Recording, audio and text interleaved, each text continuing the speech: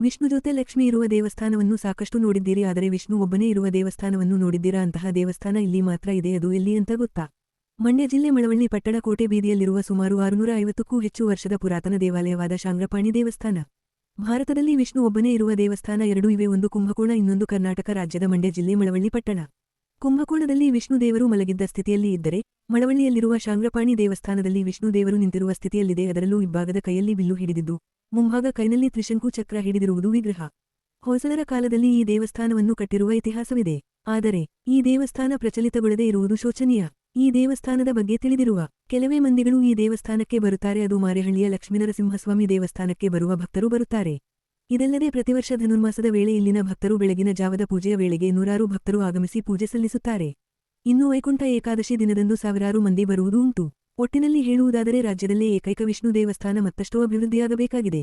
ಈ ದೇವಸ್ಥಾನದ ಅಭಿವೃದ್ಧಿ ಬಗ್ಗೆ ಸಂಬಂಧಪಟ್ಟ ಅಧಿಕಾರಿಗಳಾಗಲಿ ಜನಪ್ರತಿನಿಧಿಗಳಾಗಲಿ ಚಿಂತನೆ ಮಾಡುತ್ತಾರೆಯೇ ಕಾದು ನೋಡಬೇಕಾಗಿದೆ. ಇನ್ನು ಈ ದೇವಸ್ಥಾನ ಬಗ್ಗೆ ಅರ್ಚಕ ಶೇಷಾದ್ರಿ ಏನು ಹೇಳುತ್ತಾರೆ ಕೇಳೋಣ ಬನ್ನಿ.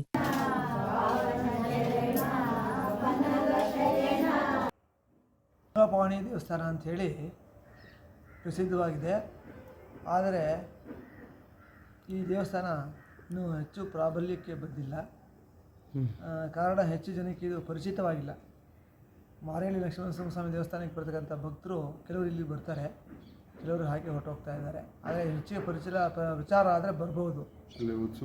ಇಲ್ಲಿ ಅಲ್ಲಿನ ಉತ್ಸವ ಮೂರ್ತಿ ಇಲ್ಲೇ ಇರ್ತಕ್ಕಂಥದ್ದು ಭಾಳ ದಿವಸಗಳಿಂದ ಇದೆ. ಈ ದೇವಸ್ಥಾನ ಕರ್ನಾಟಕದಲ್ಲಿ ಹೆಚ್ಚಿಗೆ ಎಲ್ಲೂ ಕಾಣಲಿಲ್ಲ, ಇದೊಂದೇ ಅಂತ ಹೇಳ್ತಾ ಇದ್ದಾರೆ. ಇದರ ಒಂದು ಮಾಹಿತಿ ಸೋಮನಾಥಪುರದ ಶಾಸನದಲ್ಲಿ ಇದೆ ಅಂತ ಹೇಳ್ತಾರೆ. ಅಲ್ಲಿ ಮೊಲದಹಳ್ಳಿ ಶಾಂಗ್ರಪಾಣಿ ದೇವಸ್ಥಾನ ಅಂತ ಇದೆ ಅಂತ ಹೇಳ್ತಾರೆ. ಹಿಂದೆ ಮಳವಳ್ಳಿಗೆ ಮೊಲದಹಳ್ಳಿ ಅಂತ ಇತ್ತು ಅಂತ ಹೇಳ್ತಾರೆ. ಇರಬಹುದು, ಬಹುಶಃ ಅದನ್ನು ಯಾರೂ ಕೂಡ ಇದನ್ನು ಮಾಡಿಲ್ಲ, ಪ್ರಚಲಿತ ಮಾಡಿಲ್ಲ. ಇದೆಲ್ಲ ಪ್ರಚಲಿತ ಆದರೆ ಹೆಚ್ಚಿಗೆ ಇನ್ನೂ ಅವಕಾಶ ಆಗುತ್ತೆ. ಇದರಲ್ಲಿ ಏನಿದೆ ಅನ್ನೋದಕ್ಕಂತ ಗೊತ್ತಾಗುತ್ತೆ. ಇದು ಅಮ್ಮನವರ ದೇವಸ್ಥಾನ ಇಲ್ಲದೆ ಒಂದೇ ಒಂದು ಮೂಲವರ ದೇವಸ್ಥಾನ ಮಾತ್ರ ಇಲ್ಲಿದೆ. ಇದು ಯುದ್ಧಕ್ಕೆ ಹೋಗತಕ್ಕಂಥ ಸನ್ನಿವೇಶದಲ್ಲಿ ಶಿಲ್ಪಿ ಪ್ರಕಟಣೆ ಮಾಡಿದ್ದಾನೆ ಅಂತ ಅನಿಸುತ್ತೆ. ಅಂದರೆ ಶಾರ್ಗ ಧನಸ್ಸನ್ನು ದೇವರು ಹಿಡ್ಕೊಂಡಿದೆ, ಬಿಲ್ಲು ಬಾಣ ಮತ್ತು ಶಂಖಚಕ್ರಗಳನ್ನು ಧರಿಸಿ ಚತುರ್ಭುಜ ರಾಮದೇವರ ಥರ ಈ ದೇವರನ್ನು ಸೃಷ್ಟಿ ಮಾಡಿದ್ದಾನೆ. ಒಟ್ಟಿನಲ್ಲಿ ಇದು ಬಹಳ ಅಪರೂಪದ ದೇವಸ್ಥಾನ. ಕರ್ನಾಟಕದಲ್ಲಿ ಇದೊಂದೇ ಅಂತ ಹೇಳ್ತಾರೆ. ಇದು ಹೆಚ್ಚು ವೈಭವವಾಗಿ ನಡೆಯೋದಕ್ಕೆ ಎಲ್ಲರ ಸಹಕಾರ ಬೇಕಾಗಿದೆ. ಅದನ್ನು ಬಂದರೆ ಇದು ಕೂಡ ಹೆಚ್ಚಿನ ಒಂದು ಪ್ರಚಾರಕ್ಕೆ ಬರುತ್ತೆ ಅಂತ ನನಗೆ ಅನಿಸ್ತಾ ಇದೆ. ನಿಮ್ಮ ಹೆಸರು? ಶೇಷಾದ್ರಿ, ಅರ್ಚಕರು. ನಾನು ಕೂಡ 50 ವರ್ಷದಿಂದ ಪೂಜೆ ಮಾಡಿದೆ. 50 ವರ್ಷ ಆಯಿತು ನನ್ನ ಪೂಜೆಯನ್ನು ಕೂಡ. ಹಿಂದೆ ನಮ್ಮ ಮುತ್ತಾತ ತಾತ ಎಲ್ಲ ಮಾಡ್ತಾಯಿದ್ರು. ಅದನ್ನೇ ನಾನು ಕೂಡ ಮುಂದುವರ್ಸ್ಕೊಂಡು ಹೋಗ್ತಾಯಿದ್ದೆ. ಯುದ್ಧದ ಕಾಲದಲ್ಲಿ ಹೊಯ್ಸಳರು ಹರಕೆ ತೀರಿಸಲಿಕ್ಕೆ ಅಥವಾ ಹರಕೆಗೋಸ್ಕರವಾಗಿ ಈ ಸ್ಥಾಪನೆಯನ್ನು ಮಾಡಿದ್ದಾರೆ ಎಂಬುದಾಗಿ ನಮಗೆ ತಿಳಿದು ಬಂದಿರತಕ್ಕಂಥ ಮಾಹಿತಿ. ಯುದ್ಧದಲ್ಲಿ ಸಹಾಯ ಮಾಡೋದಕ್ಕೋಸ್ಕರವಾಗಿ ಮಾಡಿರೋದರಿಂದ ಇದರಲ್ಲಿ ವಿಷ್ಣುವು ಕೈಯಲ್ಲಿ ಧನುಸ್ಸನ್ನು ಹಿಡಿದಿರೋದರಿಂದ ಸಂಸ್ಕೃತದಲ್ಲಿ ಶಾಂಗ್ರಪಾಣಿ ಅಂತಂದರೆ ಕೈಯಲ್ಲಿ ಧನುಸ್ಸನ್ನು ಹಿಡಿದಿರತಕ್ಕಂಥ ಎಂಬುದು ಅರ್ಥ ಬರೋದರಿಂದ ಇದನ್ನು ಶಾಂಗ್ರಪಾಣಿ ಎಂಬುದಾಗಿ ಅವತ್ತಿಂದ ಕರ್ಕೊಂಡ್ಬಂದಿದ್ದಾರೆ.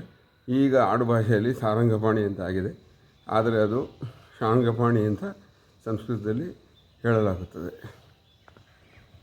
ಸ್ಥಾಪಿತವಾಗಿರುವ ಶ್ರೀ ಶಾಂಗ್ರಪಾಣಿ ದೇವಸ್ಥಾನವು ಸರಿಸುಮಾರು 650 ವರ್ಷಕ್ಕಿಂತ ಪುರಾತನವಾಗಿರ್ತಕ್ಕಂಥದ್ದು ಅಂತ ನಮಗೆ ತಿಳಿದು ಬಂದಿರತಕ್ಕಂಥ ಮಾಹಿತಿ.